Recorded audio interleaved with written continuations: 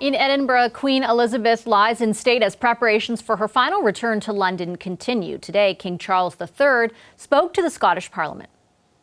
My mother felt, as I do, the greatest admiration for the Scottish people, for their magnificent achievements and their indomitable spirit.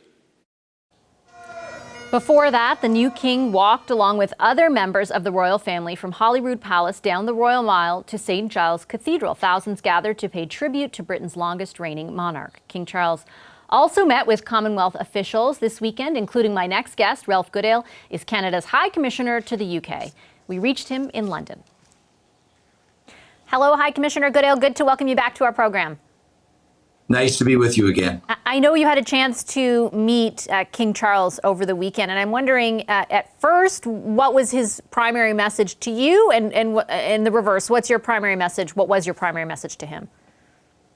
Well, the first message was obviously grief and the extension of condolences on the passing of his dear mother. For us in the Commonwealth, we deal with this at a bit of a distance in terms of constitutional arrangements and our relation with the monarchy. But of course, for Prince Charles then and King Charles now, it's very personal. It's his mother, and it's a family matter, and it's very, very sad. I think he is truly comforted by the outpouring of emotional support for the royal family and for the incredible life that was lived by Elizabeth II. But that was the key message. There was also a key message about continuity.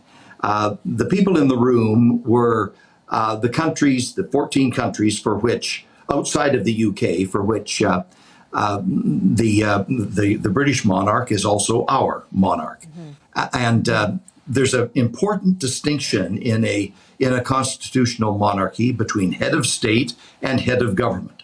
The politics is over here with the head of government. The head of state is above all of that, represents unity and cohesion in the country, and therefore there has to be continuity. There has to be permanency and that ongoing transition of authority from one generation to the next is extremely important. So those were the two key things that were under discussion.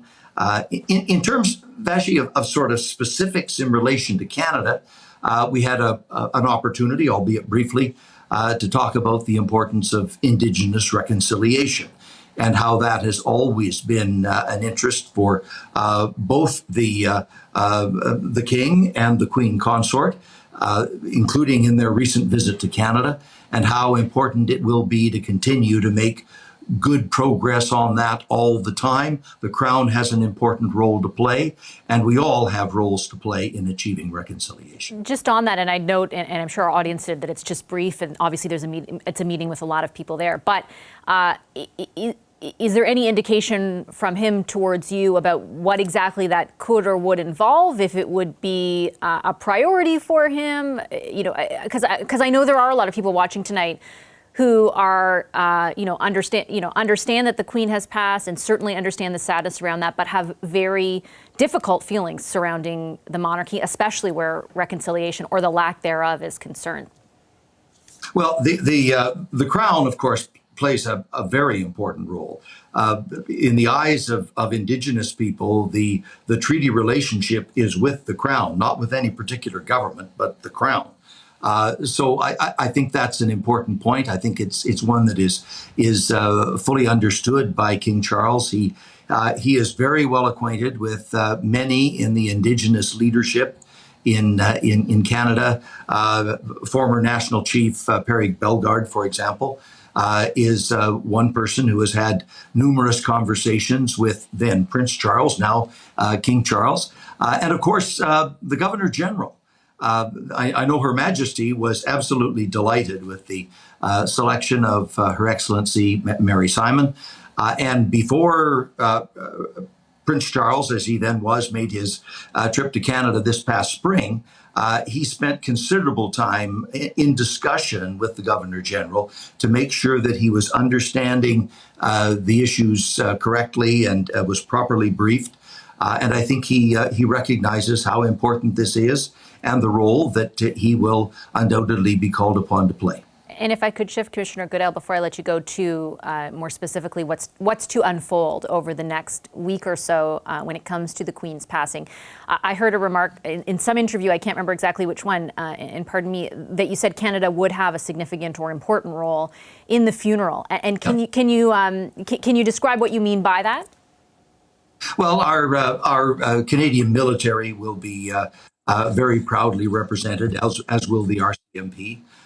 Those are two institutions that have been very important in the relationship between Canada and the Queen. She is the honorary colonel of a number of regiments. She is the commissioner in chief of the RCMP. So those institutions being very visible in the arrangements would be important. The three official mourners on behalf of Canada will be the Governor General, the Prime Minister, and the High Commissioner. There will be other Canadians involved as well. A lot of countries are going to be here. It will be a very crowded city this week, but Canadians will have important roles to fill as the lying in state unfolds, and then the funeral procession itself and the state funeral on Monday. And just really quickly, when you say beyond those three official representatives, do you anticipate members of the opposition are being invited, that kind of thing, or is the guest list limited? What can you tell us about that? The arrangements are very tightly controlled by the palace, and they need to be, because the numbers are going to go into the millions here in London over the course of this next week.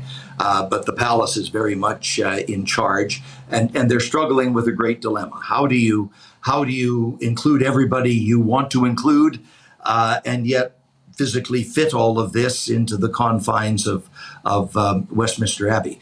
It's a tough challenge, and I don't envy the officials in the palace and in Rideau Hall that have to struggle with these priorities. So is it basically the palace says you can have these three people, the Governor General, the High Commissioner, and the Prime Minister here, and that's what you're allowed? Or is it a little bit broader than that? You can have X number of people and you pick? It's slightly broader, but it is the palace that governs the numbers and will say how many people from X country can come through the door. You can imagine the dilemma that they're facing in the United States with the number of former presidents who would want to be there, and on our side, former prime ministers. It's a very difficult challenge, but I think all people will understand it is the importance, the magnitude of this woman who was such a giant in the world, that makes so many people from so many countries all around the world want to be there and have the opportunity to say farewell. Okay. And thank you. High Commissioner, thank you. I'll leave it there. I do appreciate your time as always. Thank you. Thanks, Beshi. Hi, I'm Vashi Capellos, host of Power in Politics. See more of our show by subscribing to the CBC News channel or click the link for another video.